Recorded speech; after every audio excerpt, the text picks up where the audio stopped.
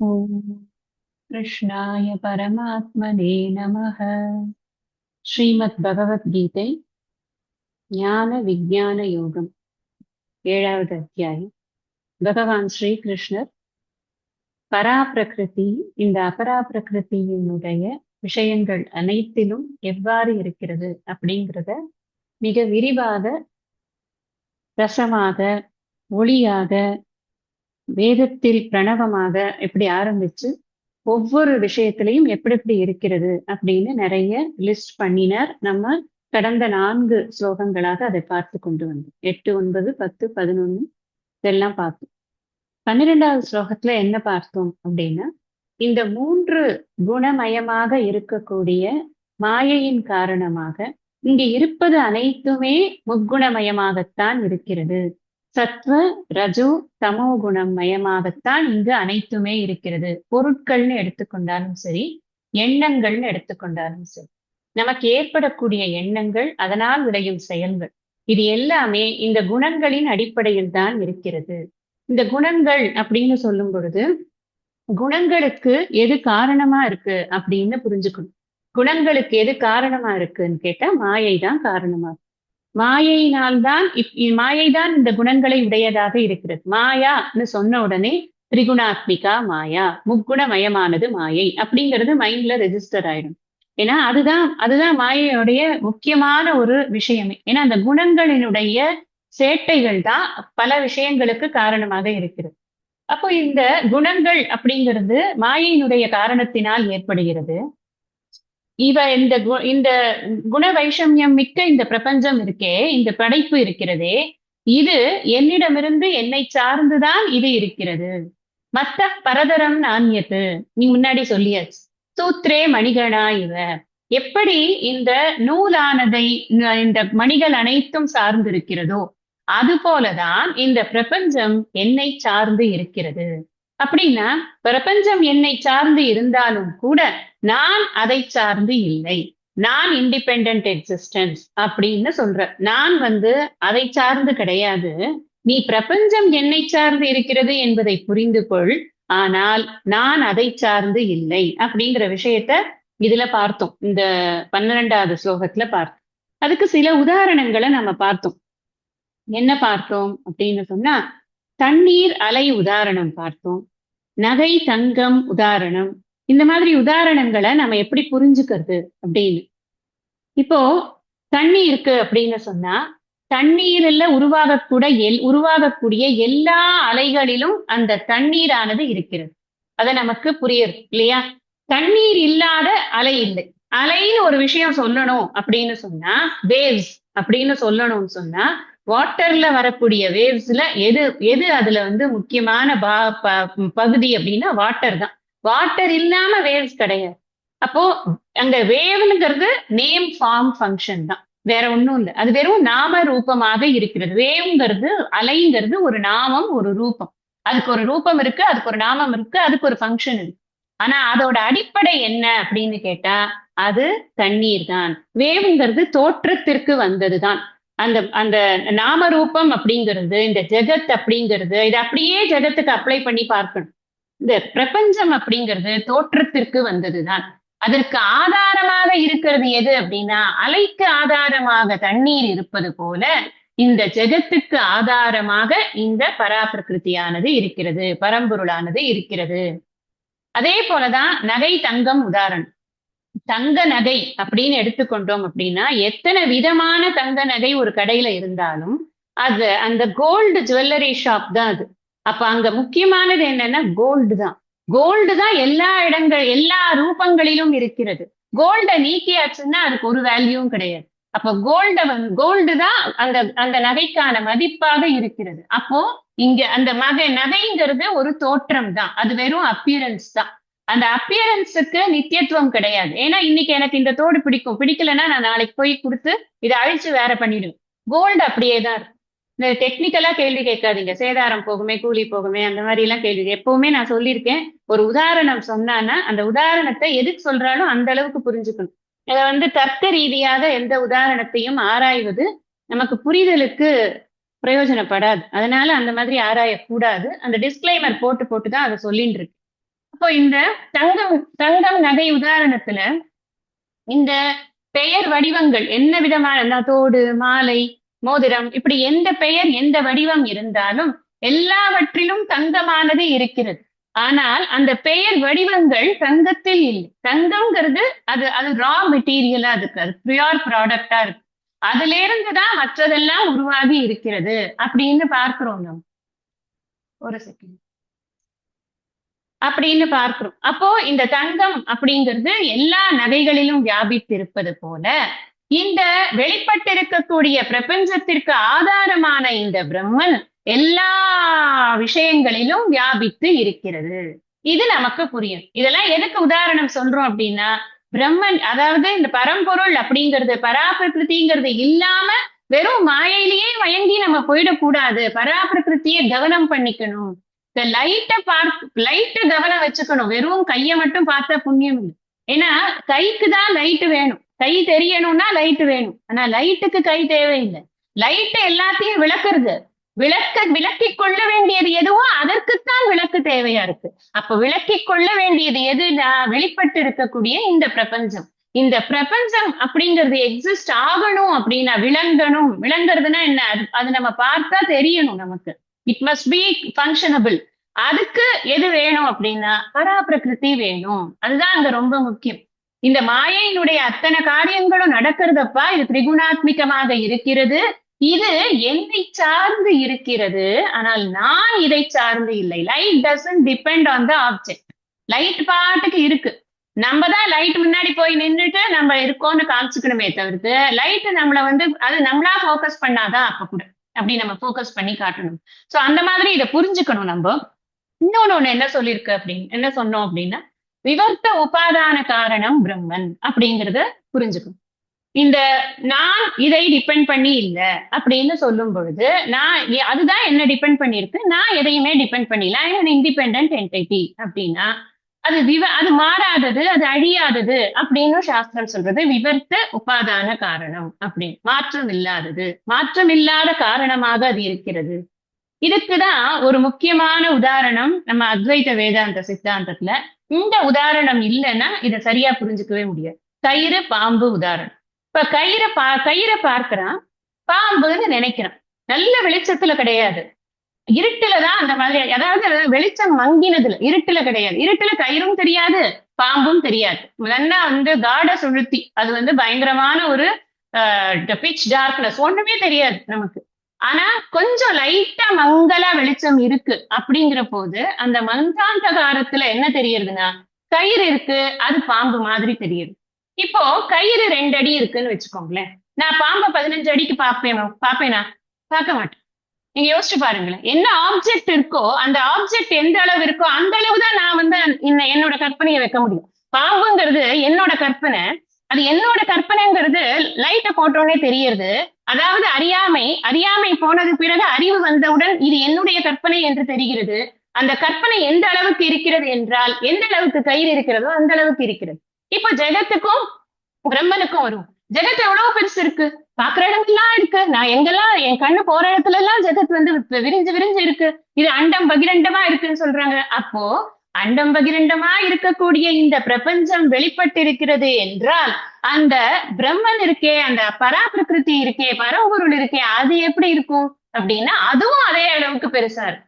அப்படித்தானே இருக்கு. அதனாலதான் இது நீ ஜெகத்தை இத்தினுண்டா பார்த்தனா அதுக்கான அதிஷ்டானம் இத்தினுண்டுதான். நீ ஜெகத்தை பெருசா பார்க்கும்போது அதற்கான அதிஷ்டானம் அந்த அளவுக்கு பெருசா இருக்கு. அந்த லென்த்துக்கு கயிறு இருக்கோ அந்த லென்த்துக்கு தான் பாம்பை என்னால் கற்பனை செய்ய முடிகிறது.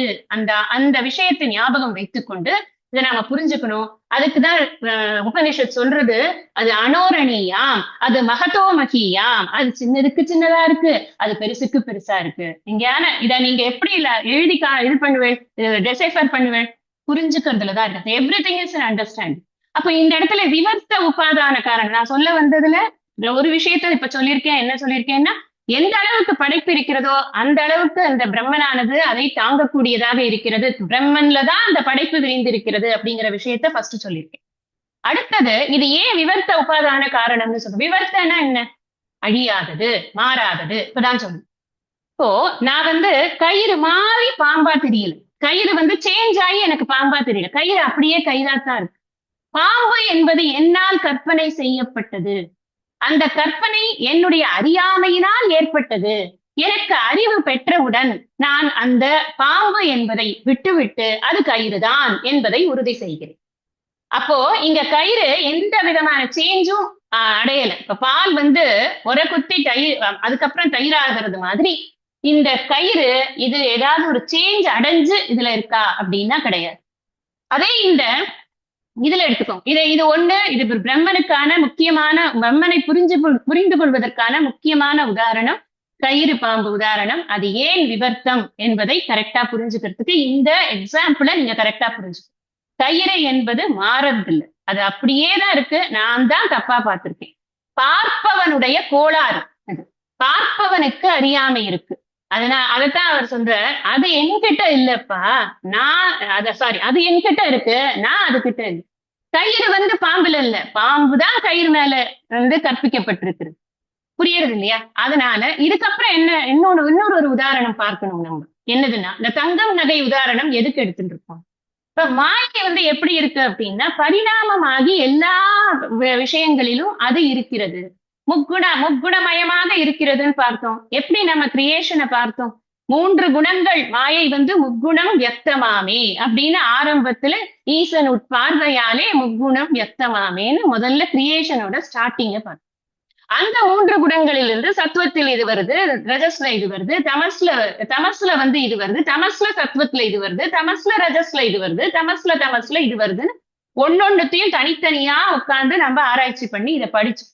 அப்போ இந்த 3 இப்ப என்ன ஆகுது? தாயை அன்றி மக்களுக்கு ஒரு ஜாதியும் நாமமும் வேறுண்டோ அப்படின்னு கேட்பார் இதுல கைவல்ய நிலையத்துல. அப்படின்னு ஜாதினா அந்த இடத்துல கிளாசிபிகேஷன். அந்த அம்மா கிட்ட என்ன இருக்கோ அதுதான் அந்த குழந்தைகளுக்கு வரும் அப்படின்னு. அதாவது மாயை தான் எல்லா பிறப்புக்கும் காரணமாக இருக்கிறது. மாயை தான் இந்த மேனிஃபெஸ்டேஷனுக்கே காரணமா இருக்கு. மாயையில என்ன இருக்கோ அது அப்படியே எல்லாத்துலயும் வரும் அல்லவா? மாயை தான் பரிணாமம் அடைந்து அத்தனையுமாக இருக்கிறது. பிரம்மனின் உதவியால், பிரம்மனின் சக்தியை எடுத்துக்கொண்டு அதன் ரிஃப்ளெக்ஷனை வாங்கி கொண்டு இது இந்த ஜகத்தை கிரியேட் பண்றது. அப்ப இங்க மாயை எப்படி இருக்கு அப்படின்னு, தங்கம் வந்து நகை எல்லாத்துலயும் தங்கம் இருக்கு. இப்ப ஒரு பெரிய ட்ரே கொண்டு வந்து வைக்கிறாங்க. இது வந்து இந்த மாதிரி கோதுமை செயின், இது வந்து இந்த சிங்கப்பூர் செயின், இது மலேசியா செயின், ஏதோ ஒரு பேர் வச்சுக்கோங்களேன், எனக்கு அவ்வளவா தெரியாது. என்னென்னமோ போட்டு ஒரு ட்ரே பூரா வைக்கிறாங்க. எல்லாம் பேர், நாம ரூபம் ஃபங்க்ஷன் எல்லாம் டிஃப்ரெண்டா இருக்கு. ஆனா எல்லாத்துலயும் இருக்கிறது என்னது? கோல்டு தான். கோல்டு வாங்க போறோம், கோல்டு தான் எல்லாத்துலயும் இருக்கு. மாயை தான் எல்லாத்துலயும். தென்னை மரத்துல மாயை இருக்கு, பனை மரத்துல மாயை இருக்கு, இதுல மாமரத்துல மாயை இருக்கு, கடல்ல மாயை இருக்கு, மலையில மாயை இருக்கு, ரோட்ல மாயை இருக்கு, ஆகாசத்துல மாயை இருக்கு, எல்லாத்துலயும் மாயை இருக்கு. அப்ப மாயை பல்வேறு வடிவங்களாக அனைத்திலும் இருக்கிறது. முக்குணமயமாக அது ஒவ்வொரு குணம் ஒவ்வொரு விஷயத்தில் ஏறியும் இறங்கியும் இருக்கிறது. ஒரு நேரத்துல ஒரு குணம் அதிகம் டாமினண்டா இருக்கு. நம்ம எப்படி இருக்கோம்? ஒரு நேரத்துல ஒரு குணத்துல இருக்கும். இந்த குணங்களை கடப்பது அப்படிங்கிறது ஒரு பெரிய எக்ஸசைஸ். பின்னாடி நான் 14வது அத்தியாயத்துல இதுவே ஒரு விசாரமாவே இருக்கும். என்ன விசாரம் அப்படின்னா, இந்த குணங்களை கடந்தவன் எப்படி இருப்பான், எப்படி வந்து ஸ்தித பிரஜ்ஞ லட்சணத்தை கேட்டாரோ அர்ஜுனர், அதே மாதிரி குணங்களை கடந்தவன் குணாதீத லட்சணம் அப்படிங்கிறத பத்தி பேசுவார். அங்க நம்ம அதெல்லாம் பார்ப்போம். குணங்களை கடந்தவனோட எல்லாம் ஒண்ணுதான். நீங்க பெருசா ஏதோ நம்மளுக்கு புரியாத இருக்கப்ப அப்படிலாம் ஒண்ணுமே இல்லை. நம்ம ஸ்தித பிரஜ்ஞ லட்சணத்தை ஒருத்தர் நல்லா புரிஞ்சுண்டாச்சு அப்படின்னு சொன்னா அதுக்கப்புறம் வர பராபக்த லட்சணமாக இருக்கட்டும், இந்த குணாதீத லட்சணமாக இருக்கட்டும், எல்லாம் கிட்டத்தட்ட based on the same methodology தான். அதை புரிஞ்சுக்கிறதுலதான் இருக்கு நமக்கு. அதனால இந்த மாதிரி இப்போ இந்த 2 விஷயத்த புரிஞ்சுக்கிறோம். ஒண்ணு, பிரம்மன் வந்து விவர்த்த உபாதான காரணமாக இருக்கிறது, பராபிரகிருதி. இந்த மாயை எப்படி இருக்குன்னா பரிணாமி உபாதான காரணமாக இந்த ஜெகத் சிருஷ்டிக்கு அது காரணமாக இருக்கிறது. தனியா இண்டிபெண்டா அதால இருக்க முடியாது. நல்லா ஞாபகம் வச்சுக்கோங்க. தனியா இண்டிபெண்டா மாயையால ஒண்ணுமே பண்ண முடியாது. பிரம்மனுடைய அந்த அனுகிரகம் சக்தியானது அதுக்கு ஈசன் உட்பார்வையாலே அது இருந்ததுன்னா மட்டும்தான் இந்த சிருஷ்டியானது அதனால செய்ய முடியும். அது தனியா மாயை அப்படிங்கிறது ஒரு ஜடம். ஜடத்துக்கு ஸ்திதியே கிடையாது. அதனால அந்த ஜடம்ங்கிறதுனாலதான் அதுக்கு இந்த பிரம்மனுடைய ரிஃப்ளெக்ஷன் அவசியமா இருக்கு. அந்த ரிஃப்ளெக்ஷனை வைத்துக் கொண்டுதான் அது இறைவனை படைக்கிறது, ஈஸ்வரனை படைக்கிறது, ஜீவர்களை படைக்கிறது, பொருட்களை படைக்கிறது, 3 விஷயத்தை படைக்கிறது. The highest form of jiva அதுவும் படைக்கிறது. தேவர்கள் அது இதுன்னு எல்லாம் நிறைய நக்ஷர்கள் கிண்ணறர்கள் எல்லாம் படைக்கிறது. மனிதர்கள் மிஸ்ர ஜாதி மனிதர்களை படைக்கிறது, மிருகங்களை படைக்கிறது, அதுக்கப்புறம் ஜட பிரபஞ்சத்தையும் அதுதான் படைக்கிறது. இந்த எல்லாத்துக்கும் ஆதாரம் எது அப்படின்னு சொன்னா இந்த விவர்த்த காரணமான பிரம்மன். அதனாலதான் இந்த இந்த மாயையில கம்ப்ளீட்டா எல்லா விஷயங்கள்லயும் பிரம்மன் அப்படிங்கிறது எக்ஸிஸ்டிங்கா தான் இருக்கு. பரா பிரகிருதி இல்லாம அபரா பிரகிருதியால ஒரு காரியமும் பண்ண முடியாது. அப்போ ஆனா பரா பிரகிருதி அபரா பிரகிருதி ஆக முடியாது. என்ன காரணம்? இந்த பரா பிரகிருதி அப்படிங்கிறது சேஞ்ச்லெஸ் பினாமினன், கொஞ்சம் கூட மாற்றமே இல்லாது. அபரா பிரகிருதிங்கிறது எவர் சேஞ்சிங் பினாமினன், எப்ப பார்த்தாலும் மாறிக்கொண்டே இருக்குது. இந்த மாறிக்கொண்டே இருக்கக்கூடியது இந்த மாறாத தத்துவத்தை டிபெண்ட் பண்ணி தான் இந்த மாற்றங்களை அடைந்து கொண்டு இருக்கிறது. அதுதான் விஷயம். அந்த நம்ம எப்படி இது பார்க்கிறோம். இப்ப நான் ஒரு எக்ஸாம்பிள் சொன்னேன் இல்லையா, ஒரு ஃபவுண்டேஷன் இருக்கு, அது மேல பில்டிங் இருக்கு. பில்டிங் மாறிண்டே இருக்கு. நம்ம வருஷம் பில்டிங்கை மாத்திட்டே இருக்கணும். என்ன வேணா சேஞ்சஸ் பண்ணலாம். ஃபவுண்டேஷன் மாத்த முடியுமா? முடியாது. ஃபவுண்டேஷன் மாறாம இருந்தா தான் நீங்க எவ்வளவு சேஞ்சஸ் பண்ணாலும் அந்த பில்டிங் முதல்ல நிற்கும். இல்ல ஃபவுண்டேஷன்லயும் 4 அடி வைப்போம் அப்படின்னா அந்த பில்டிங் டொபக்குன்னு விழுந்துரும். அவ்வளவுதான். அதனால இந்த சேஞ்ச்லெஸ்ங்கிறது எதுக்கு, எந்த ஆங்கிள் நம்ம புரிஞ்சுக்கிறோம்னா அது இருந்தா தான் இது எக்ஸிஸ்ட் ஆக முடியும். அதைத்தான் பகவான் இங்க சொல்றார். அது என்ன சார்ந்து இருக்கப்பா, நான் அதை சார்ந்து.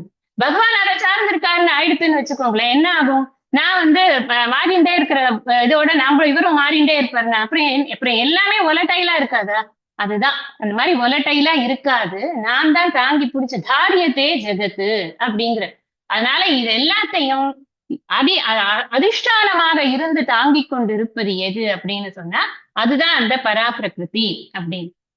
அதே மாதிரி இந்த பராபிரகிருதிக்கான அந்த தூய உணர்வு இருக்கு இல்லையா, இந்த தூய உணர்வை சுத்தம், நித்தியம், புக்தம், முக்தம் இப்படி எல்லாம் அதை சாஸ்திரம் சொல்றோம். சுத்தமான, நித்தியமான, புக்தமான, அறிவுபூர்வமான, எவர் ஃப்ரீ, அந்த நிறைவான, அப்படியெல்லாம் சொல்றது அப்படின்னா நம்ம ஒரு விஷயம் புரிஞ்சுக்கணும். இது ஏதோ ஒரு மனிதனுக்கு இருக்கக்கூடிய குணங்கள் போல கிடையாது.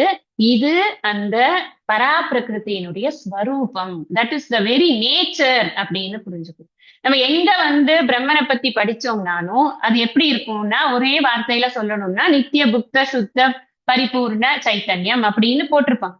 அப்படி போட்டிருக்கு அப்படின்னா அந்த வேர்ட்ஸ் எல்லாமே அதற்கு ஸ்வரூபம். இப்போ தண்ணீர், நீர், நீர் அதோட ஸ்வரூபம் என்ன?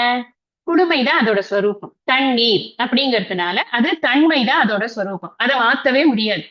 தண்ணீரை கொதிக்க வச்சு வெந்நீராக்கி குடிச்சுக்கலாம். அதே மாதிரிதான் நெருப்பு, நெருப்போட ஸ்வரூபம் என்ன அப்படின்னா ஹீட். நம்ம நெருப்பை தணிக்கத்தான் முடியுமே தவிர நெருப்புங்கிறதோட ஸ்வரூபம் ஹீட். நம்ம தண்ணீரை எப்படி வெந்நீர் ஆக்குறோமோ அந்த மாதிரி நெருப்பை தணிக்கலாம். ஸ்வரூபத்தை இந்த ஸ்வரூபம் அப்படிங்கிறது அதோட இன்ஹரண்ட் நேச்சர். அந்த நேச்சரை நம்ம வேற ஏதோ ஒண்ணு பண்ணி மாத்திக்கிறோம். ஆனா இன்ஹரண்ட் நேச்சர் என்ன அப்படின்னா தட் இஸ் மாறாதது. அது மாதிரிதான் இந்த நித்திய புக்த சுத்த பரிபூர்ண ஸ்வரூபம் அப்படிங்கிறது இந்த பராபிரகிருதிக்கு இருக்கக்கூடிய ஸ்வரூபம். அப்படி இருக்கிறது நித்திய, அதுக்காக சொல்ல அந்த நித்தியங்கிறது இருக்கிறதுனாலதான் அது நித்திய சத்திய இதெல்லாம் மாற்றமே இல்லை அப்படிங்கறத சொல்றதுக்கு தான். இது அத்வைத்தமா இருக்கு, ஏக்கமா இருக்கு, இன்னொன்று அதற்கு ஒப்பிட்டு கூற முடியாது. அப்படி இருக்கக்கூடிய அந்த பராபிரகிருதியாகத்தான் நான் இருக்கிறேன் அப்படின்னு சொல்றேன். இது எப்படி புரியறது எப்படின்னாக்க, இது புரியாத காரணத்தினாலதான் நமக்கு இந்த சம்சாரம் அப்படிங்கிறது இருக்கு. ஆதிசங்கரர் ரொம்ப அழகா சொல்றார். சர்வ பூதாத்மானாம் சம்சார தோஷ பீஜ பிரதாக காரணம் அப்படின்னு. எதுன்னு? அஜ்ஞானம். ஆனா என்ன அர்த்தம் இந்த சென்டென்ஸ்க்கு அப்படின்னா, எல்லா உயிர்களுக்கும் சம்சாரம் என்ற தோஷம் ஏற்படுவதற்கான பீஜம் எதுன்னா அறியாமை. இந்த அறியாமையை பிரதாக அப்படின்னா அப்படியே கம்ப்ளீட்டா எரிச்சுடுறது. இதுல சொல்றாரு இல்லையா, 4வது அத்தியாயத்துல நினைக்கிறேன், 4வது அத்தியாயத்துல சொல்ற ஞானாக்னி தத்த கர்மாணி அப்படின்னு. ஞானத்தினால் இந்த அறியாமையானது அழிந்து விடுகிறது. அது பண்ணாதான் இந்த அறியாமை என்பது போகும். நம்ம நினைத்து கொண்டிருக்கிறது என்ன அப்படின்னா, இந்த கலர்ஃபுல்லான பிரபஞ்சம் இருக்கே, இதற்குத்தான் எல்லா ஸ்ட்ரென்த்தும் இருக்கு, அதனால இதுதான் வலிமை மிக்கது, இதுதான் நாம ஆசிரியிக்க வேண்டியது நாம நினைத்து கொண்டிருக்கிறோம். உண்மையில் இது டான்ஸ் ஆடிக்கொண்டே இருக்கிறது. இதற்கு மேடையே எது அப்படின்னா இந்த பராபிரகிருதி தான் மேடையாக இருக்கிறது. காஸ் இது காசா இருக்கு. காசுனா என்ன காரணம், இது எஃபெக்டா இருக்கு. இந்த உலக பிரபஞ்சம் இருக்கே அது எஃபெக்டா இருக்கு. இங்க பாருங்க, காசு எஃபெக்ட் எல்லாம் போனாலும் நின்றுட்டே தான் இருக்கு. அது எப்பொழுதும் தான் இருந்து கொண்டு இருக்குது. எஃபெக்ட் தான் மாறிக்கொண்டே இருக்கு. இதை நாம காஸ் அண்ட் எஃபெக்ட், காரண காரிய ரிலேஷன்ஷிப்பை கரெக்டா புரிஞ்சுக்கணும். அப்படி புரிஞ்சு கொண்டோம் அப்படின்னு சொன்னா நமக்கு இந்த டவுட்ஸ் வராது. சரி, நமக்கு இப்போ ஒரு கொஸ்டின் இருக்கும் இந்த மாதிரி சொல்லும் பொழுது, இங்க இறைவன் இந்த பராபிரகிருதி தான் எல்லாவற்றுக்கும் காரணமாக இருக்கிறது அப்படின்னு சொன்னா, நான் அனைத்திலும் இருக்கிறேன், எல்லாம் என்னை சார்ந்து இருக்கிறது, நான் எதையும் சார்ந்து இல்லை. ஃபைன், வெரி குட், அண்டர்ஸ்டுட், எல்லாம் ஓகே. அப்புறம் ஏன் மனுஷன் சம்சாரத்துல உழலணும்? நீதான் எல்லா இடத்துலயும் இருக்கியே, அப்ப இந்த மனுஷன் சம்சாரத்துல உழல வேண்டிய அவசியம் என்ன? நம்ம சம்சாரத்துல உழல்றோமா இல்லையாங்கிறது அவங்களுக்கு தெரியும். தன்னெஞ்சறிவது பொய்யர். சம்சாரம் அப்படிங்கிறது இங்க எதை மீன் பண்றோம்னா, இந்த ஜெனரல் தமிழ் சம்சாரம் கிடையாது. நம்ம என்ன இந்த சம்சாரத்துக்கு என்ன அர்த்தம் அப்படின்னு சொன்னா, மனசுல ஏதாவது ஒரு குறை, ஒரு வேக்யூம்னு வச்சுக்கோங்களேன், ஒரு குறையொன்றும் இல்லை மறைமூர்த்தி கண்ணால் பாடினா கூட அதை குறையோட தான் பாடும். அந்த குறை இல்லாம யாருமே இருக்க மாட்டேங்கிறது. ஏன் அப்படின்னா, ஏதோ ஒரு வேக்யூம், சம்திங் டு ஃபில். இது குறைங்கிறது எந்தெந்த விஷயத்துல எல்லாம் இருக்கு. ஏதாவது ஒரு படிக்கிறதுன்னா, நான் இன்னும் இதை படிக்கலையே, அப்புறம் நான் அச்சீவ் பண்ணணுமா, கரியர்ல அச்சீவ் பண்ணலையே, நான் என் ஃபேமிலியில இது நடக்கலையே, நான் எனக்கு பர்சனலா இதெல்லாம் பண்ணலையே, நான் இன்னும் இதை சாப்பிட்டு பார்க்கலையே, நான் இன்னும் இந்த உடுத்தி பார்க்கலையே, ஏதாவது ஒண்ணு நமக்கு இன்னும் அன்பினிஷ்டு அஜெண்டாங்கிறது இருந்து கொண்டேதான் இருக்குது. இந்த அன்பினிஷ்டு அஜெண்டாவை நம்ம என்ன பண்றோம்னா துரத்தின்றே இருக்கோம். வாழ்க்கை பூரா துரத்தின்றே இருக்கோம். இதுல பண்ணா அது நிறைவாயிடுமா, இது பண்ணா நிறைவாயிடுமா, ஏதோ மனசு ஒரு மாதிரி அலைப்பாய்ந்து கொண்டே இருக்குது. சரி, இன்னைக்கு கோயிலுக்கு போயிட்டு வருவோம், அதனால நிறைவு வந்துருமா? போயிட்டு வந்ததுக்கு அப்புறம் தான் தெரியும் நிறைவு வருதா வரலையா. இப்ப ஏதாவது ஒரு காரியம் பண்ணி அந்த நிறைவை நாம் கொண்டு வந்து விட மாட்டோமா நம்முடைய மனசுக்கு? Something to fill the vacuum அப்படின்னு நமக்கு தோன்றது. அதுக்குதான் பகவான் அடுத்த ஸ்லோகம் எதை உத்தேசிச்சு இருக்கு அப்படின்னு சொன்னா, அடுத்த ஸ்லோகத்தோடைய முக்கியத்துவம் என்ன அப்படின்னா, ஃபர்ஸ்ட் இந்த சம்சார ரோகம், சம்சாரங்கிறத சாஸ்திரம் ரோகம் அப்படின்னு சொல்றோம். இந்த ரோகம்னா என்ன? வியாதி. இந்த வியாதி, இந்த ரோகத்தை ஃபர்ஸ்ட் டயக்னாஸ் பண்ணணும். இந்த டயக்னாஸ் பண்ணதான் அடுத்த ஸ்லோகத்துல பகவான் பண்ண போறார். எப்படி பண்றாருன்னு நம்ம படிக்கலாம். त्रिभिर्गुणमयैर्भावैरेभिः सर्वमिदं जगत् मोहितं नाभिजानाति मामेभ्यः परमव्ययम्. இதம், இந்த, சர்வம், அனைத்து, ஜெகத், உலகும். உலகுன்னு சொன்னா மக்களையும் இன்க்ளூட் பண்ணிக்கணும். எப்பவுமே உலகம் அப்படின்னு சொன்னா மனிதர்கள், அப்புறம் விலங்குகள் எல்லாம் சேர்த்துதான், ஜட பிரபஞ்சம் எல்லாம் சேர்த்துதான்.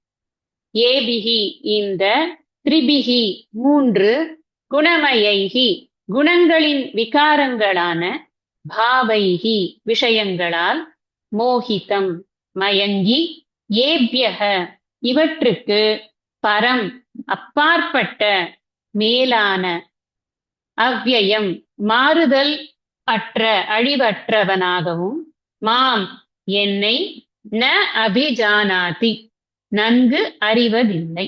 இதுதான் என்னத்தினால இந்த சம்சாரம் ஏற்படுகிறது. The diagnosis of the disease. சம்சாரா அப்படிங்கிறதுடைய டிசீஸ் என்ன? இதுல முக்கியமானது சில விஷயங்கள் பார்க்க வேண்டும்.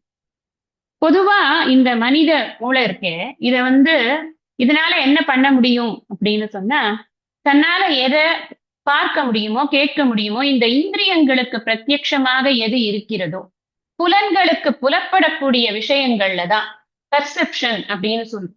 இந்த பர்செப்ஷன்ங்கிறது எங்க இருக்கு அப்படின்னா, எதெல்லாம் வந்து ஒரு குணங்கள் நிறைந்ததாக இருக்கிறதோ, அதாவது அஹ், ஒரு கலரோ இல்ல ஒரு லிக்விட் சாலிட் கேஷியஸ் அந்த மாதிரி ஏதாவது ஒரு ஸ்டேட்டஸோ, இதெல்லாம் இருக்கக்கூடிய விஷயங்களைத்தான் இந்த புத்தியானது புரிஞ்சுக்கிறதுக்கு டிசைன்டா இருக்கு. ஜென்ரலி இது வந்து ஃபார் த காமன் பப்ளிக் அப்படி சொல்றோம். இதுல இருந்து மேல வந்து இதை தாண்டி இருக்கக்கூடிய பரம் அவ்வியத்தெல்லாம் பார்க்கக்கூடிய அளவுக்கு புத்தியினுடைய சூக்ஷ்மத்தனம் எப்போ ஆகுறதுன்னா, நம்ம அதுக்கான முயற்சி எடுக்கும் பொழுது, அபியாச யோக யுக்தேன, அந்த அபியாசம் பண்ணும் பொழுதுதான் அது வந்து கிடைக்கிறதே தவிர்த்து, நார்மலா நம்ம என்ன பண்றோம் அப்படின்னா, எதை பார்க்கிறோமோ கேட்கிறோமோ தொட்டு உணர்கிறோமோ இந்த புலன்களுக்கு எது வந்து சேருறதோ அதைத்தான் நாம வந்து பர்சீவ் பண்ணறதுக்கு ட்ரை பண்றோம். முடியறது, நம்மளால அதைத்தான் பண்ண முடியறது. அப்ப இது எப்படி இந்த இந்த பராப்பிரகிருதி எங்க இருக்கு? புலன்களுக்கு புலப்படுற மாதிரி இருக்கா? நம்ம எதை பார்த்தா, இப்ப மலையை பாக்குறோம்னா மலை மலை பராப்பிரகிருதி இல்ல, சொல்லியாச்சு. மலை எதனுடைய காரியம்? மலை ஒரு உதாரணத்துக்கு மலையை எடுக்கணும். மலை எதனுடைய காரியம்னா மாயையினுடைய காரியம். மாயை தான் இந்த ஜகத்தை கிரியேட் பண்ணிச்சுன்னா மாயை எது? அபராப்பிரகிருதி. இப்ப அபராப்பிரகிருதியோடைய காரியம் நமக்கு பரா அபரா ரெண்டும் சேர்ந்துதான் அந்த மலை அப்படிங்கிறது புத்தியில எட்டாது. புத்தி என்ன பண்ணும் தெரியுமா? இந்த மலையே பார்த்து ஆன்னு பார்த்து நோக்காங்க, அவ்வளவுதான், அங்கேயே நின்றும். அதை தாண்டி அது போறது கிடையாது. இந்த பராப்பிரகிருதி பர்சீவ் பண்ணறதுக்கு முடியறது, அந்த அளவுக்கு புத்திக்கு சக்தியானது ஆரம்பத்துல இருக்கிறதே கிடையாது. கடைசியில மட்டும் இருக்கான்னு கேட்கிறாதீங்க. எப்படியாவது அது வந்து அந்த அபியாசத்தினால ஏற்படக்கூடிய அது மட்டும் இருந்தது அப்படின்னு சொன்னா இந்த சம்சாரம்ங்கிறதே இருக்காது. இங்க ப்ராப்ளம் என்னன்னு, சம்சாரம்ங்கிற ஒரு ஒரு ரோகமானது எதனால வருதுன்னா, நான் எதை பர்சீவ் பண்ண முடியறதோ அங்கேயே நான் நின்னுடுறேன், அதுக்கு தாண்டி நான் போறதே இல்லை. இந்த பராப்பிரகிருதி எப்படி இருக்குன்னா அப்பிரமேயமாக இருக்கிறது. அப்பிரமேயம் ஸ்வப்பிரகாசம் அப்படின்னு இந்த பிரம்ம சைத்தன்யத்தை நம்ம சொல்றோம். அப்பிரமேயம்னா என்ன? எந்த பிரமாணத்திற்கும் அகப்படாதது. இது வந்து அனுமான பிரமாணமா இருக்கட்டும், அனுபலப்தி பிரமாணமா இருக்கட்டும், எந்த பிரமாணமாக இருக்கட்டும் அதற்கு அது அகப்படாததாக இருக்கிறது.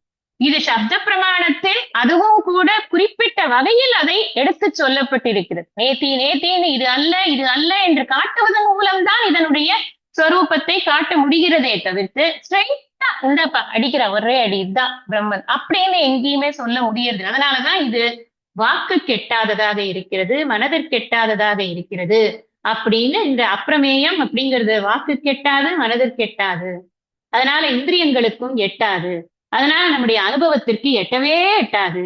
அப்ப அனுபவத்திற்கு வராத ஒரு பர்செப்ஷன்னா என்ன? என்னோட அனுபவத்திற்கு வரணும். அந்த அனுபவத்திற்கு வராத ஒரு விஷயத்தை நான் அறிந்து கொள்ள முற்படும் பொழுது அதில் நான் கஷ்டப்படுறேன்.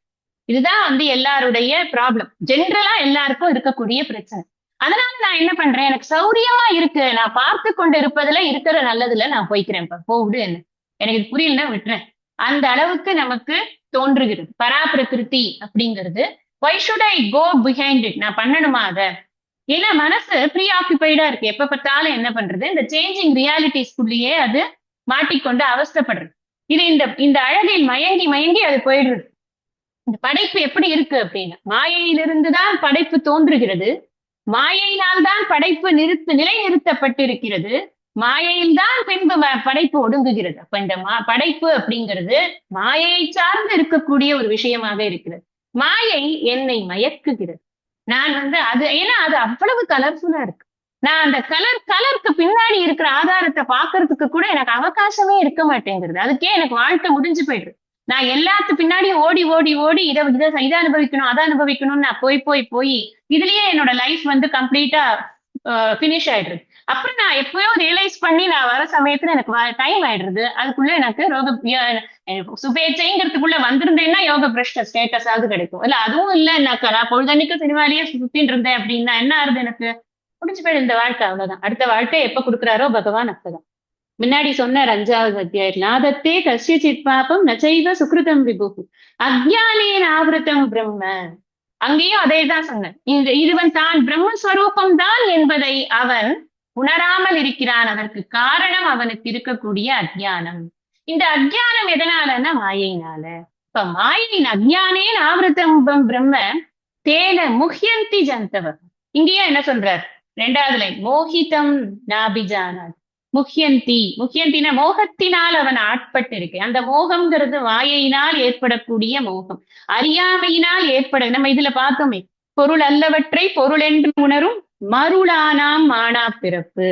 இருள் நீங்கி இன்பம் பயக்கும் மருள் நீங்கி மாசரு காட்சி அவர்க்கு. எடுத்துக்கோங்க, சேம் குரலை இதுக்கு ஈக்குவலா போட்டு. எப்ப உனக்கு மாசரு காட்சி கிடைக்கும்? மாசரு காட்சி என்பது அந்த பராபிரகிருத்தியினுடைய காட்சி. நான் காட்சி என்பது மை அண்டர்ஸ்டாண்டிங். நான் அதை அண்டர்ஸ்டாண்ட் பண்ணிக்கணும், புத்தியில நான் அதை பார்க்கணும், அதை அறிந்து கொள்ளணும். அதை அறிந்து கொள்ளணும் அப்படின்னு சொன்னா இந்த மோகத்திலிருந்து நான் விடுபடணும். மோகத்தை கொன்று விடுன்னு பாரதியார் சொன்னதோட உள்ளார்ந்த அர்த்தம் என்னன்னா இதுதான். இந்த மோகம் இருக்கிற வரைக்கும் என்னால நான் இந்த உலகத்தை தான் பார்த்து கொண்டிருப்பேன்.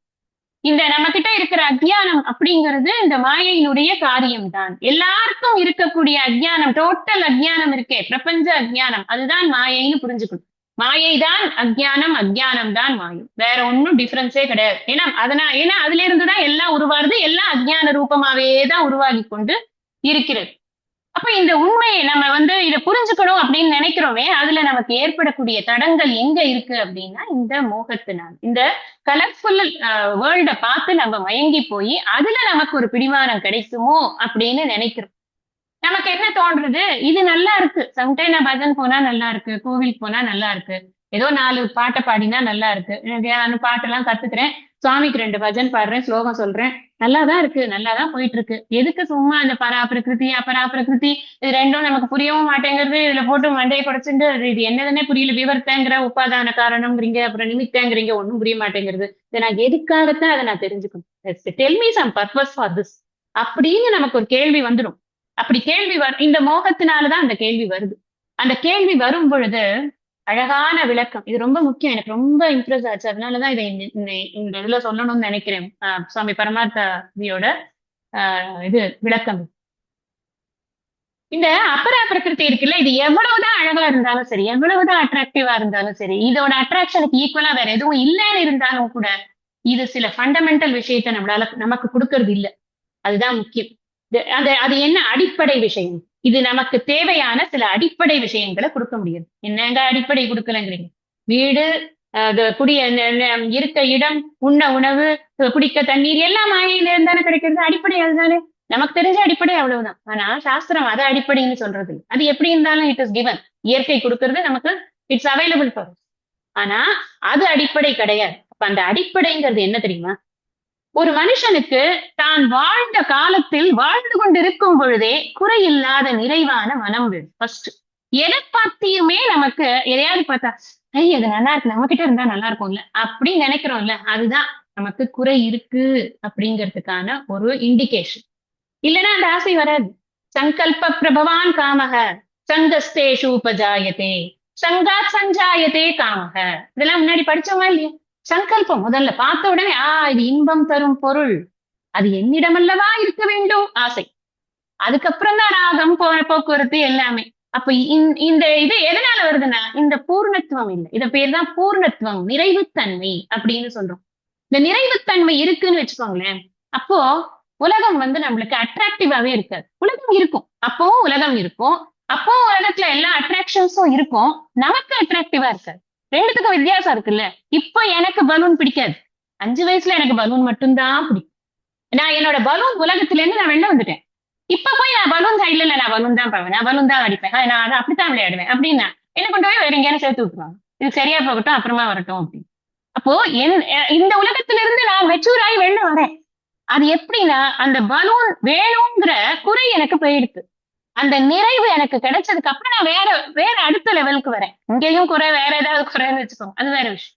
பூர்ணத்துவம் அப்படிங்கிறது எப்ப வரும்னா எந்த குறையுமே இல்லாத, அதாவது மனதில் இது வேண்டும், இதுதான் எனக்கு இன்பம் தருவது அப்படிங்கிற ஒரு சின்ன தாட் கூட வராம இருக்கா, தன்னில் தானே இன்புற்று இருப்பவன். எங்க படிச்சோம்? சித்தப்பிரஜ்ஞ லட்சம் ஃபர்ஸ்ட் ஸ்லோகம். பிரஜகாதி யதா காமான், நன்னா தள்ளி விட்டுருப்பா, எல்லா ஆசையும் நல்லா தள்ளி விட்டுருவான். ஆத்மன்யேவ ஆத்மனா திருஷ்ட, அவன் தன்னில் தானே தன்கிட்ட இருக்கிற இன்பஸ்வரூபம், தானே இன்பஸ்வரூபம்னு நினைக்கிற அந்த பூர்ணத்துவத்தை இந்த மாயையால கொடுக்க முடியாது, இந்த அபரா பிரகிருதியால நிச்சயமா கொடுக்க முடியாது. ஏன்னா ஒரு ஒரு வீடியோ சொன்னோம், நீங்க இந்த புடவை வாங்குங்க, இதுதான் பெஸ்ட். இதுதான் வந்து இந்த புடவை தான் உங்களுக்கு வந்து இந்த இந்த சீசன்லயே இதுதான் வந்து பெஸ்ட் டிசைன். அது இப்படியே ஸ்க்ரால் பண்ண அடுத்தது வேற ஒரு சுடிதார் ஒண்ணு, அடுத்தது ஒரு மேக்ஸிம், அடுத்தது வேற ஒரு ட்ரெஸ் வாங்கி வந்துட்டே இருக்கும். இது எங்கேயான பூர்ணத்துவத்தை கொடுக்குமா? யோசிச்சு பாருங்க. ஒண்ணு வாங்கினா அடுத்தது, ஒண்ணு வாங்கினா அடுத்தது, ஒண்ணு வாங்க ஒரு ஆசை இன்னொரு ஆசைக்கு விதையிடுகிறதுன்னு முன்னாடியே சொல்லியிருக்கேன் நான். அப்ப இது பூர்ணத்துவத்தை எப்படி கொடுக்கும்? இது எப்படி நிறைவு தன்மைங்கிறத எப்படி அபரா பிரகிருதிக்கு அந்த சக்தி கிடையாது. அப்ப நான் அபரா பிரகிருதியில போய் அதை தேடலாமா? நான் அதை பண்ணலாமா? இந்த உலகத்திலேயே நான் இருந்து இன்புற்று திளைக்கிறேன்னு நான் சொல்லலாமா? சொல்ல முடியாதே. அப்படின்னா நீ இன்புற்று இருக்க முடியாது, அவ்வளவுதான். அப்போ ஃபர்ஸ்ட் பாயிண்ட் என்னன்னா, இந்த அபரா பிரகிருதியானது எனக்கு பூர்ணத்துவத்தை கொடுக்க முடியாது, which is my basic NEET. என்னோட அடிப்படை தேவை அதுதான். நான் இங்க நிம்மதியா இருக்கணும்னா எனக்கு எதுவும் தேவையில்லாம இருக்கணும். அப்பதான் நான் ஏன்னா தூக்கத்துல நான் அப்படிதான் இருக்கேன். நான் எனக்கே நானே தெரியுது தூக்கத்துல நான் ஹாப்பியா இருக்கேன். அந்த ஹாப்பினஸ் எனக்கு எப்பவும் இருக்கணும்னா எனக்கு இந்த தேவைகள் எல்லாம் குறையணும். அது எனக்கு இந்த அபரா பிரகிருதி கிட்டே இருந்து கிடைக்கவே கிடைக்காது. நெக்ஸ்ட், ஒரு தேவை வந்தாச்சு மனசுல அப்படின்னு சொன்னா அடையிற வரைக்கும் மனசு சும்மா இருக்கா? அது எப்படிப்பட்ட தேவையா வேணா இருக்கட்டும், நம்ம அதை வந்து ஸ்கேல் போட்டு பார்க்க வேண்டாம். இல்ல இது வந்து ரொம்ப சாத்விகமான தேவை, இது சனாதனத்தை ஒட்டிய தேவை, இது வந்து துஷ்டத்தனமான தேவை, இதெல்லாம் நம்ம ஸ்கேலே தேவை கிடையாது. What ever it is. ஒண்ணும் இல்ல, நமக்கு பிடிச்ச ஒருத்தரை பார்க்கணும்னு வச்சுக்கோங்க. இல்ல ஒரு கோவிலுக்கு போகணும், நல்ல எக்ஸாம்பிளே எடுத்துக்கு. கோவிலுக்கு போக முடியல, எவ்வளவு பேர் கோவிலுக்கு போக முடியலையே என்ற துக்கத்துல தன்னை ஆழ்த்தி கொண்டிருக்கிறார். யோசிச்சு பாருங்க. அது அப்ப கோவிலுக்கு போறதுங்கிறது கெட்ட ஆசையா? என்ன கெட்ட ஆசை கிடையாது. கெட்ட ஆசையோ நல்ல ஆசையோ, ஆசை, அவ்வளவுதான். ஆசை என்ன ஆசை இருந்தாலும் சரி, அது உனக்கு எனக்கு ஒரு குறை இருக்கிறது, அந்த குறையை தீர்த்துக் கொள்வதற்கு ஒரு எண்ணம் ஏற்படுகிறது, அந்த எண்ணம் எனக்கு அமைதியை கெடுக்கிறது. சாந்தி அதான் ரொம்ப முக்கியம். பீஸ். எனக்கு பீஸ்ஃபுல்னஸ் வேணும் எப்பவுமே. நான் எனக்கு என்ன அடிப்படை தேவைன்னா, எனக்கு ஒரு மனிதனாக நான் என்ன பண்ண, எனக்கு என்ன தேவைன்னா, முதல்ல எனக்கு எதுவும் தேவையற்ற ஒரு மனநிலை தேவை. அந்த மனநிலை எதற்காக அப்படின்னா, அமைதி எப்பொழுதும் எனக்கு தேவை. கொஞ்ச நேரம் மனம் சாந்தி சாந்தி சாந்தி என்று அமைதி கொண்டதடா அப்படின்னு பாடுவார் இல்லையா கவிஞர். எதுக்காக? கொஞ்ச நேரம் சும்மா தனியா விட்டா போறோம்னு இருக்கு. எப்ப கச்ச கச்ச கச்சன்னு ஒரே கரைச்சலா இருக்கு அப்படின்னு நமக்கு எத்தனை சந்தர்ப்பங்கள்ல தோணி இருக்கு. எல்லாம் பிடிச்சவங்களா தான் இருப்பாங்க. ஒரு கல்யாணத்துக்குள்ள போய் உட்காந்தீங்கன்னா, கல்யாணம் முடிஞ்ச அப்புறம் பார்த்தோம்னா அப்படி ஒரு பெரிய பேரமைதி மனசை சூழ்ந்திருக்கும். இவ்வளவு நேரம் கச கச கசன்னு இருந்ததே அப்படின்னு. ஆனா அந்த சமயத்துல அது தெரியாது, இதுதான் மாயை. நம்ம அதுக்குள்ள இருக்கிற வரைக்கும் அது தெரியவே தெரியாது. அதுக்குத்தான் அதுல இருந்து லைட்டா வெளியில வந்து குரு கிட்ட உட்காரணும். அப்ப அது தப்பு. அது உனக்கு சாந்தி கொடுக்குற மாதிரி தெரியறதா தப்பு. அந்த சாந்தி உனக்கு உண்மையான சாந்தி கிடையாது, தற்காலிகமான சாந்தி. அந்த சாந்தி உண்மை அல்ல. நிரந்தரமான அமைதி உனக்கு வேண்டும் என்றால் அதை இந்த அபரா பிரகிருத்தியால் கொடுக்க முடியாது. அது பராபிரகிருத்தியிடம் இருக்கு. அங்கதான் உனக்கு அங்கதான் அங்க போறதுங்கிறது இல்லை, அதை அறிவது அப்படின்னு புரிஞ்சு. அப்ப அந்த அறிவதனால் தான் உனக்கு கிடைக்கும். அப்ப இங்க நம்ம வந்து அனுபவித்துக் கொண்டிருக்கிறது relative peace, it is not absolute peace அப்படின்னு புரிஞ்சுக்கணும். அறுதியான ஒரு சாந்தி கிடையாது, இது தற்காலிகமான சாந்தி, அவ்வப்பொழுது வந்து வந்து போகக்கூடிய சாந்தி. அது அலையடிப்பது போல வருகிறது பிறகு போகிறது. இது நமக்கு உதவாது. Second point. மூணாவது பாயிண்ட், எனக்கு இந்த சாந்தி இல்லாததுனால நான் என்ன பண்றேன் தெரியுமா? வேற இது எனக்கு சாந்தி கொடுக்குங்கிறத போய் தேடுறேன் நான். ஏதாவது ஒண்ணு எனக்கு பாதுகாப்பு கொடுக்காதா? இந்த இந்த உலகத்தில் நான் வாழும் பொழுது அமைதியும் இந்த நிறைவுத்தன்மையோடு இருக்கக்கூடிய அளவுக்கு எனக்கு ஒரு பாதுகாப்புக்கு ஏதாவது கிடைக்காதா? நான் ஒன்று கிடைத்தால் நான் நினைக்கிறேன், படிச்சா எனக்கு பாதுகாப்பு, அது எனக்கு செக்யூரிட்டி கொடுக்கறது. நல்லா படிக்கணும், அதனால எனக்கு வந்து பணம் கிடைக்கும், நான் வந்து வேலைக்கு போவேன், சோ வேலை எனக்கு பாதுகாப்பு, பணம் எனக்கு பாதுகாப்பு, கல்யாணம் எனக்கு பாதுகாப்பு, பிள்ளைகள் எனக்கு பாதுகாப்பு, இந்த சுற்றமும் நட்பும் எனக்கு பாதுகாப்பு, இந்த உலகம் எனக்கு பாதுகாப்பு. இப்படிதான் விதியது. இப்படி எல்லாம் பாதுகாப்பு பாதுகாப்புன்னு நினைக்கிறோமே, இதுல எல்லாம் ஒன்னொன்னா கழண்டுக்கும். ஏன்னா பிரகிருதியினுடைய வேலை அதுதான். அது கொஞ்சம் கொஞ்சமா ரீசைக்கிளிங் தான் அதோட வேலையை. மாத்திட்டே இருக்கும், பொருளை மாத்திட்டே இருக்கும். அவ்வியக்த நிதனான்யேவ தத்ரகா பரிதேவனான்னு அங்க கேட்டாரு. எது அவ்வியக்தம்? பராபிரகிருதி ஒண்ணுதான் அவ்வியக்தமா இருக்கு. மற்றது எல்லாம் என்ன இருக்கு? மாறிக்கொண்டே இருக்கிறது. இது மாறிக்கொண்டே இருக்கிறது. இந்த மாற்றங்களோடு இருக்கக்கூடிய எதையாவது பிடித்து கொண்டால் அது எனக்கு பாதுகாப்பு கொடுக்குமா? யோசிக்க. நான் எனக்கு பிரச்சனையில இருக்கேன், நான் தத்தளிச்சுக்கிட்டு இருக்கேன், நான் என்ன பண்ணுவேன்? நான் தத்தளிக்காம இருக்கிறதுக்கு ஏதாவது ஒண்ணு ஸ்டெடியா பிடிச்சுப்பேனா, இல்ல தத்தளிச்சுட்டே இருக்கிற இன்னொருத்த போய் ஸ்டெடியா பிடிச்சுப்பேனா? எதை நான் பண்ணுவேன்? சுவாமிஜி அழகா ஒரு உதாரணம் சொல்லுவார். நான் உங்களுக்கு சொல்லியிருக்கேன் ஏற்கனவே. இந்த உதாரணம் வந்து பல கிளாஸஸ்ல சொல்லியிருக்கேன். கங்கை நதியில நம்ம முழுகணும், பிரவாகமா ஓடும் கங்கை. ஒரு முங்கு முங்கிடலாம், ரெண்டாவது முங்கு ஓகே, மூணு நல்லா முங்கணும். அதுல நான் வந்து ரொம்ப நேரம் அதுல இருக்கணும்னா நான் என்ன பண்ணுவேன்? அங்க நிச்சய இது அசையாம இருக்கிற ஏதாவது ஒரு கம்போ இல்ல ஏதாவது ஒரு சங்கிலியோ போட்டிருந்தா அதை நான் பிடித்து கொண்டு அதுக்கப்புறம் முங்கினேன்னா எனக்கு கங்கை என்னை அடித்து கொண்டு போகாது. இந்த சம்சாரமானது ஒரு பிரவாகம் போல ஓடிக்கொண்டிருக்கிறது. இன்றிருப்பது நாளை இல்லை என்ற அளவில் இது பிரவாகமாக ஓடிக்கொண்டு இருக்கக்கூடிய இந்த அபரா பிரகிருதியினோட கிரியேஷனுக்குள்ள நான் போய் வாழறதுக்கு எனக்கு நித்தியமா இருக்கிற ஒரு விஷயத்த பிடிச்சுக்கலன்னா, ஓடாத மாறாத ஒரு விஷயத்த பிடிச்சுக்கலன்னா நான் எப்படி இந்த இதுக்குள்ள நான் வந்து வாழறது? எனக்கு என்ன என்ன வகை இருக்கு வாழ்வதற்கு? இதுக்கு சுவாமிஜி தன்னோடவே ஒரு எக்ஸாம்பிள் சொல்லியிருக்கார். பியூட்டிஃபுல்லா அவர் நரேட் பண்ணிருப்பார். என்னால் முடிஞ்ச வரைக்கும் அதை சொல்றேன், அவ்வளவுதான். அதாவது அவர் பத்ரிநாத் போன போது சில சில இடங்கள்ல ஏறி மலையெல்லாம் ஏறிட்டு இறங்கி அந்த மாதிரி போக வேண்டியதா இருக்கும் அப்படின்னு சொல்றாரு. ஒரு இடத்துல மலை வந்து பார்த்தா சின்ன ஒரு குன்று மாதிரிதான் இருந்ததாம். அவரால் ஏற முடியும் அப்படின்னு நினைச்சு ஏற போயிட்டாராம். ஆனா அது ரொம்ப போக போக போய்க்கொண்டே இருந்தது. கொஞ்சம் தூரம் போனதுக்கு அப்புறமா பார்த்தா அது வந்து சறுக்க ஆரம்பிச்சு. இந்த சறுக்கிறதுல அவர் என்ன பண்ணாரா, அவர் அந்த சறுக்கும் போது கால் வந்து வழுக்கிறது. இந்த கால் வழுக்கிறது சரி, இந்த கால் வழுக்கிறதே, அதனால இந்த காலால நம்ம வந்து கொஞ்சம் பிடிமானம் கிடைக்கிறதா பார்க்கலாம்னு பார்த்தா, எங்க எங்க அவர் வழுக்கிறாரோ அந்த இடத்துல ட்ரை லீவ்ஸ் இருக்கு, ரொம்ப காஞ்ச சருகுகள் இருக்கு. சருகு உங்களுக்கு தெரியும், இப்படி வச்சானா சருகுன்னு வழுக்கின்னு போகும். அந்த சருகு என்ன பண்றது, கால் வைக்கிறார் வழுக்கிறது, இந்த கால் வைக்கிறார் அதுவும் சறுக்கிறது, வழுக்கல சறுக்கிறது.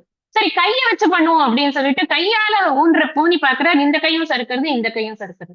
ஃபைனலி அவர் என்ன பண்ணார், நல்ல வேளையா ஒரு 10 அடி இந்த மாதிரி சறுக்கிண்டே வந்ததுக்கு அப்புறம் ஒரு ஒரு மரம் ஒண்ணு நிக்கிறது. இந்த மரம் வந்து கொஞ்சம் ஸ்ட்ராங்கா இருக்கு, மரத்தை பிடிச்சுங்க.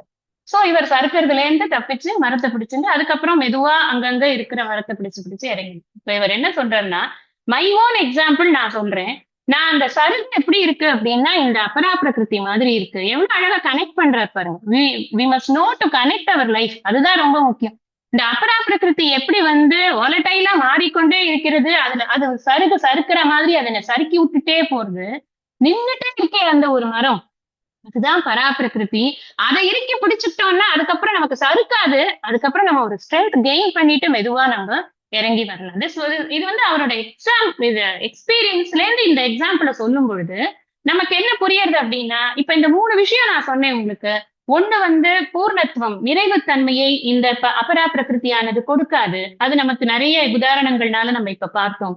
அமைதியை இந்த அபரா பிரகிருதி ஒரு நாளும் கொடுக்காது. பாதுகாப்பை நிச்சயமாக இந்த அபரா பிரகிருதி கொடுக்காது. ஆஹா அதெல்லாம் கிடையாது, எங்கப்பா எங்கம்மா என் பொண்ணு என்னோட பையன் ஒன்னும் கிடையாது. See, everything has a date of expiry. அதை நாம புரிஞ்சுக்கணும். டேட் ஆஃப் எக்ஸ்பைரிங்கிறதே இல்லாத ஒரு வஸ்து இருக்கு. அந்த வஸ்துவை பிடிச்சு கொண்டோம் என்று சொன்னால் இந்த சம்சாரம் என்ற ரோகத்திலிருந்து நாம தப்பிச்சுக்கணும். இந்த எப்படி இருக்காரு இந்த இந்த பராபிரகிருதிங்கிறது எப்படி இருக்கு அப்படின்னா, அப்பாற்பட்டவன். இங்கதான் என்ன சார் 2வது வரியில என்ன சொல்றாரு, மோகிதம் நாபிஜான். அவன் புரிஞ்சுக்கிறதே இல்ல. யாரு? இந்த ஜனங்கள்லாம் இந்த திரிகுணாத்மிகா மாயா அதுக்குள்ள சுத்திட்டே இருக்காங்க. என்ன புரிஞ்சுக்கிறதே கிடையாது. இந்த ஜெகன் பூரா அப்படித்தான் இருக்கு, அதுல உழுந்துட்டு இருக்காங்க, மோகத்துல இருக்காங்க. மாமேபிய பரம் அவ்வியம். நான் எப்படி பரம்? பரம்னா 3 விஷயம் சொன்னேன். மேலான, உண்மையான, ரகசியமான அப்படின்னு. மேலான, மேலானனா இதுக்கு அப்பாற்பட்டு இருக்கேன் நான். நீ இதை பாக்குறியே, பர்சீவ் பண்றியே இந்த ஜெகத், இதுக்கு அப்பாற்பட்டு இருக்கிறேன் அப்படின்னா, அப்பாற்பட்டுன்னு சொன்னா அதற்கு ஆதாரமாக அப்படின்னு புரிஞ்சுக்கணும். இந்த படைப்பில் ஈடுபட்டு இருக்கக்கூடிய ஈஸ்வரனை பத்தி பேசுறச்சே அது அப்பரா பரா இரண்டும் இணைந்து இந்த படைப்பானது ஈஸ்வரனால் ஏற்படுத்தப்பட்டிருக்கிறது அப்படிங்கிற. பிரம்மம் அப்படிங்கிறது எப்படி இருக்குன்னா எல்லாவற்றுக்கும் அப்பாற்பட்டு இருக்கிறது. அது பராபிரகிருதியாக இருக்கிறது. அந்த பராபிரகிருதியாகத்தான் நான் என்ன பியூர் கான்சியஸ்னஸ், அதோடதான் நான் என்ன ஐடென்டிஃபை பண்ணிக்கணும். அப்ப நான் பண்ணினேன் அப்படின்னு சொன்னா, அதுல நான் கவனத்தை செலுத்தினேன் அப்படின்னு சொன்னா, நான் இங்க இந்த மோகிதம் இது வந்து என்ன மயக்கிறதே, இந்த மயக்கத்துல இருந்து, இந்த வேர்ல்டு டிபெண்ட் ஸ்டேட்டஸ்ல இருந்து நான் கொஞ்சம் கொஞ்சமா வெளியில வந்து காட் டிபெண்ட் ஆகி அதுக்கப்புறம் செல்ஃப் டிபெண்டா மாறிடுது.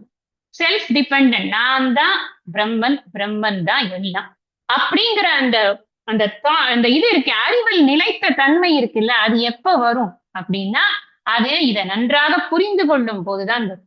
இப்ப இந்த அத்வைத வேதாந்த சித்தாந்தத்துல மட்டும்தான் இது அத்தனையும் மாயைதான், பிரம்மம் ஒன்றுதான் நிலையானது, அது மட்டும்தான் இருக்கிறதுங்கிறத அங்க மட்டும்தான் சொல்லப்படுகிறது. வேதத்துல எல்லா விதமான வார்த்தைகளும் இருக்கு. வேத வார்த்தை, அவேத வார்த்தை, வேத வார்த்தை, எல்லா வார்த்தையும் இருக்கு. எல்லாற்றுக்கும் எல்லாவற்றிலும் அந்த வார்த்தைகளை எடுத்து எடுத்து சித்தாந்தங்களை அழகழகாக பண்ணத்தான் பட்டிருக்கிறது. விசிஷ்டாத்வைத்தம் ஒரு விதமாக சொல்கிறது, துவைத்தம் ஒரு விதமாக சொல்கிறது. நாம என்ன புரிஞ்சுக்கணும்னா, இந்த துவைத்தத்தை நம்ம அக்செப்ட் பண்றோம். எதுக்கு? இந்த துவைத்தத்துலதான் நாம வாழ்ந்து கொண்டு நான் அத்வைத சுத்த புத்த பரிபூர்ண பிரம்மன் அப்படிங்கிறத நான் புரிந்து கொள்ள முடியும். துவைதத்துல இல்லைன்னா என்னால புரியுது, நான் இங்க வாழணுமே, நான் வாழறதுக்காக கொடுக்கப்பட்ட இடம் இது, இது வெறும் அந்த பர்பஸ்க்கு உள்ளதுதான். இதனுடைய ஆர்ப்பாட்டத்துல நான் மயங்கி இது பின்னாடி போக கூடாது. அதுதான் நமக்கு முக்கியமானது. பகவான் இங்க டயக்னாசிஸ் பண்றாரு அப்படின்னா, டயக்னாசிஸ் என்ன அப்படின்னா, ஃபைனல் டயக்னாசிஸ் சொல்லுங்கப்பா, என்னப்பா இவ்வளவு தூரம் சொன்னீங்க, okay, what is the diagnosis of samsara, அதை முதல்ல சொல்லுங்க அப்படின்னு. ஒரே ஒரு விஷயம்தான், இந்த ஈஸ்வர ஞானம் இருக்கே அதுதான் மருந்து. ஈஸ்வர அஜ்ஞானம் தான் நமக்கு சம்சாரம். பராபிரகிருதியை பற்றி நாம் சரியாக புரிந்து கொள்ளாமல் இருக்கிறோம். அது மாத்திரமல்ல, இந்த சிருஷ்டி கிரியேஷன் பண்ணிருக்கிற இந்த ஈஸ்வரன் அப்படின்னு சொல்றோமே, அதையும் சரியாக புரிந்து கொள்ளாமல் இருக்கிறோம். இத சரியா புரிந்து கொண்டோம் அப்படின்னு சொன்னா அப்போதான் நமக்கு இந்த சம்சாரம் என்பது போகும். நம்ம இன் சிம்பிள் டேர்ம்ஸ் டிபெண்டன்சி தான் சம்சாரம். டிபெண்டன்சியை நீக்கிறது தான் விடுதலை. அந்த டிபெண்டன்சி எதனால ஏற்படுதுன்னா அஜ்ஞானத்தினால ஏற்படுது. அதுதான் பந்தத்தை கிரியேட் பண்றது. இந்த பந்தத்திலிருந்து விடுதலை பெறணும் அப்படின்னு சொன்னா, சம்சாரத்திலிருந்து விடுதலை பெறணும்னா இந்த ஈஸ்வர ஞானம். அதுக்காக தான் பகவான் 8வது ஸ்லோகத்திலிருந்து தான் எப்படி இருக்கிறார்ங்கிறத சொன்னது அதுக்குதான். இங்க அது முக்குணமயமான மாயை தான் என்னை சார்ந்து இருக்கிறதுங்கிறதோட முடிச்சாரு. அதுக்கப்புறம் சொல்றாரு, இந்த முக்குணமயமான மாயையில இவன் மோகத்துல ஆழ்ந்து போறானப்பா. இவன் என்னை சார்ந்து இவன் இருக்கிறது கிடையாது. அதனாலதான் இவன் சம்சாரத்துல மாட்டிக்கிறான். அடுத்த ஸ்லோகம் இன்னும் பியூட்டிஃபுல்லா இருக்கும். இந்த சம்சாரத்துல இருந்து எப்படி வெளியில வருது? ஏன்னா டயக்னாசிஸ் தானே சொன்னார். நம்ம ஒரு மாதிரி சேர்த்து எல்லாத்தையும் சொல்லிடுறோம். பட் டயக்னாசிஸ் மட்டும்தான் சொல்லியிருக்காரு இந்த ஸ்லோகத்தை பொறுத்தின வரைக்கும். அதுக்கப்புறமா டயக்னாசிஸ் பண்ணா போருமா, மெடிசின் கொடுக்க வேண்டாமான்னு மெடிசின் கொடுப்பார். அடுத்ததுல மெடிசின் கொடுக்க போறார். அதை அடுத்த சத்சங்கத்துல படிக்கலாம். இந்த அளவுக்கு இன்னைக்கு இந்த சத்சங்கத்தை நான் நிறைவு பண்றேன். ஐயனே எனதுள்ளே நின்று அனந்த ஜென்மங்களாண்ட மெய்யனே உபதேசிக்க வெளிவந்த குருவே போற்றி. உய்யவே முக்தி நல்கும் உதவிக்கோர் உதவினாயேன் செய்யுமார் ஒன்றும் காணேன் திருவடி போற்றி போற்றி. நிறைவு பிரார்த்தனை.